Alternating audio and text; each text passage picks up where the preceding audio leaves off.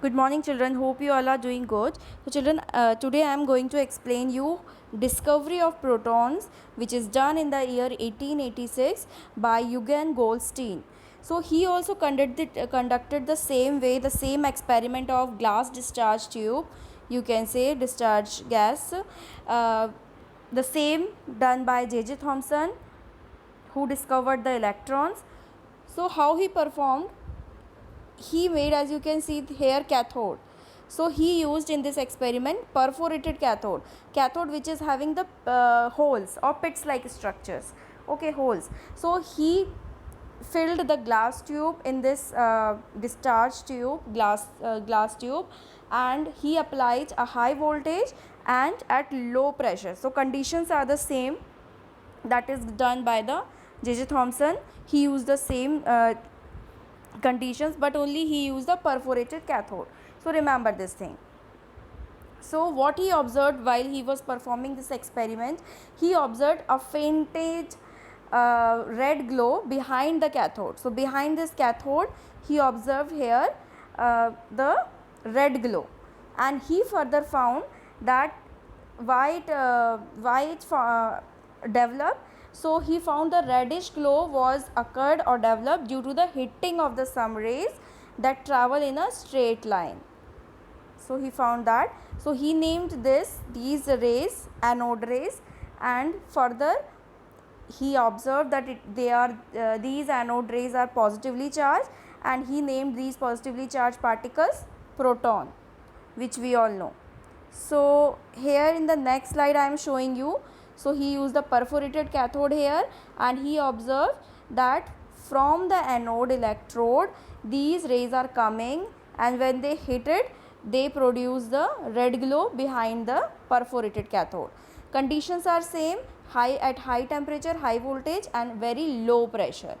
As I said, under these conditions only, at low pressure only, these gases can pass the electricity, otherwise it will not. So you can see the positive charge, we know positive charge is due to the anode, proton. So here further he has said that we usually denote the proton by P positive. Positive means it has positive charge. Mass of proton was equal to the 1.67 into 10 to the power minus 27 kg, which is 1 atmospheric mass of the mass of the charge is also given here. So charge of proton is 1.6 into 10 to the power minus 19 coulomb. So from these two experiments we can find out that negatively charged particles are called electron, which is discovered by J.J. Thomson, and positively charged electron is discovered by Eugen Goldstein. By using perforated cathode plate, he observed that red glow behind the cathode. So you can see here. Okay, next in this slide you can see that this is the model which is given by J.J. Thomson. So after discover the electron, J.J. Thomson gave the atomic model. So he compared this structure of his model like Christmas pudding or watermelon. You can see watermelon or Christmas pudding. So you know, in Christmas pudding also we are adding dry fruits, we are adding raisins, and even in the watermelon seeds are there. Okay, so you can say if it is we can compare this diagram with the with watermelon also. So in the watermelon, what he said that it can be a Christmas pudding. So in the Christmas pudding these negative charge can be raisins or dry fruits, or in the case of watermelon they are the seeds. So we know the watermelon structure, so they are the seeds, and this spare part is consist of protons, which is positively charged, and which is in the case of Christmas pudding we are eating full completely, but in the case of watermelon, at this edible part, this red edible part that we are eating in case of watermelon is proton part according to him. Okay, so J.J. Thomson compared this atomic model with Christmas pudding or watermelon. So you can see, read this yellow box also. So what he observed in these, he said that an atom has a sphere of positive charge. So this sphere you can see here labeled in the diagram.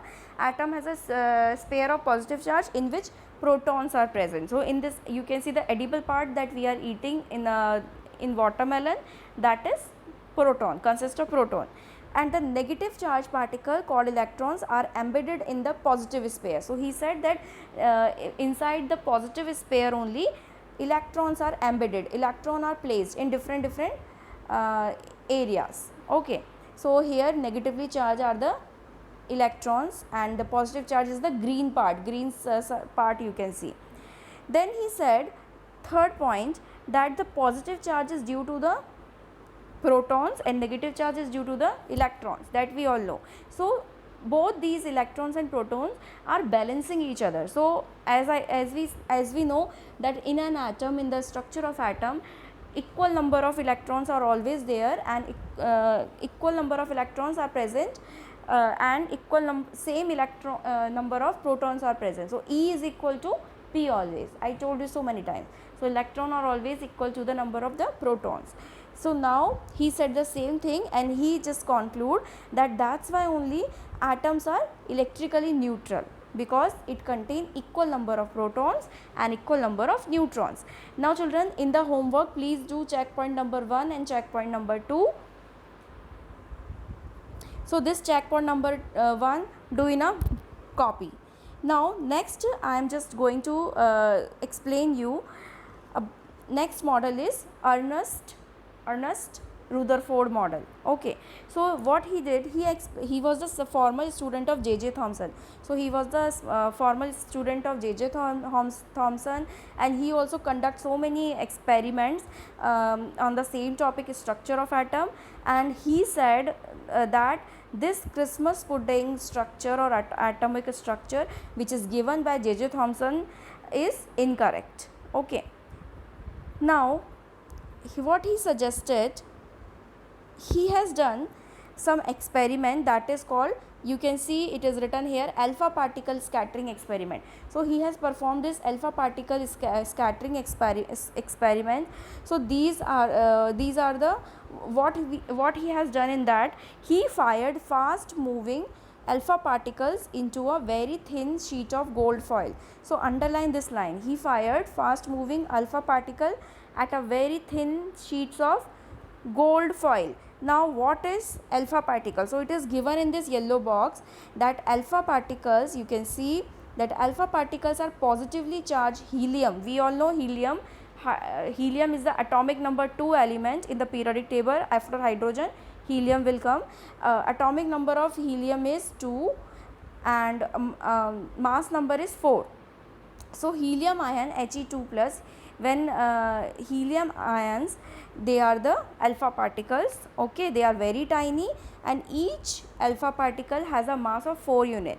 So we all know that helium is having 2 atomic number and 4 mass number. So when he fired this alpha particle into a thin sheet, you can see in this alpha ray is a helium here and gold foil plate is there, sheet is there. So when he passed, what he observed, in physics you know reflection and reflection, deflection and all, he observed the same thing. He observed that few rays are completely passing through the, are completely going straight or completely passing through the this gold foil. Some are deflecting at an angle, you can see here, and some are bouncing back. Okay, so here he observed 3 conditions. That first condition is when he passed the alpha ray into the this gold foil, he found that some rays are going or passing straight in towards it, okay, into it, and some are deflected towards an angle or a beam and some are reflected back. Okay, so this is the first diagram, you can see easily. It is not given in your book, but I am just showing you better so that you can understand. And these circles atom, you can see in the second part, these are showing the atoms of the this gold foil, atoms of the gold, you can say.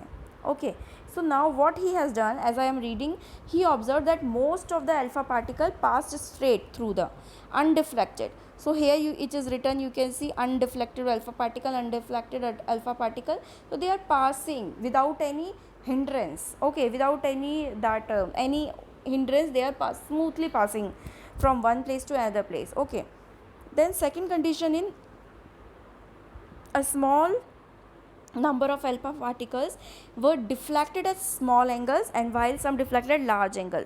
So you can say this one, these are the beams. They have just labeled them A1 B1 C1 A2 B2 C2 like this. So some are slightly deflected and some are highly deflected. Okay, so you can say some are highly deflected, some are large deflection you can see, and some are slight deflection. Deflection, you know, bending of a ray, that is called. As you know children, whenever we hit with our gun, okay, whenever we with toy gun, whenever we will hit, what happen, that bullet, it, when nobody is there, no any wall is no opaque object is there, then what will happen, it will pass directly straight. Okay, it travel straight. But if it will come in between the any just opaque object or any other object, what will then, it will deflect, it will move away or change the position. Okay, we can change the position of the bullet if anything hit in between. The same thing whenever we play with the ball, when we will hit the ball over the wall, then what will happen, it will bounce back, it bounce back, and so that is all deflection. So in the second case, they are saying when alpha particle, few alpha particles, some are slightly deflected at some angle, or some are highly deflected at another angle, large angle. So now in the third observation, what he found when he passed the alpha ray into the gold foil, that a very few alpha particle bounce back. So you can see here, this alpha particle bounce back. Okay, so you can see in the center, reflected back, so they bounce back from the center part. So these three observations he found when he conducted this experiment, and then he named it alpha particle scattering experiment. So what he concluded with all these observations, what he concluded that as the atom of gold foil allow so many alpha rays to pass straight towards it, okay, as undeflected one, so it means that atom has a lot of empty space in it. Okay, so he said that why these rays can easily go straight, because of it has a empty space. Second one, he concluded that a small number of alpha particle has positive charge. So because of the positive charge only, few these rays deflected back. So these slightly and large deflection, why? Because of the few positively charged particle is present inside the atom. Due to that, or that rays are moving or just pass into that area where positive charge is present, that's why they deflected. Okay, third part is why they have just bounced back. So bounce back because in the center part there is a very hard and dense nucleus is present. Okay, and very small as compared to the size, nucleus is small as compared to the size of the atom. So because of this nucleus, in the center part nucleus is present, because of the nucleus they are bouncing back. Okay, so that's why they are not allowing rays to pass through it or deflected, they are just simply bouncing back because of the nucleus. So on the basis of these observation and conclusion, he suggested that each atom consists of a small positively charged nucleus in the center of the atom, where protons are present which are positively charged, and nucleus is surrounded in the empty space into which electrons are revolving in a circular path. So this is these two are the conclusion this is given by the Rutherford. So he said the nucleuses are present and electrons are just surrounding in the spare part, okay, outside and they are moving in a high speed. So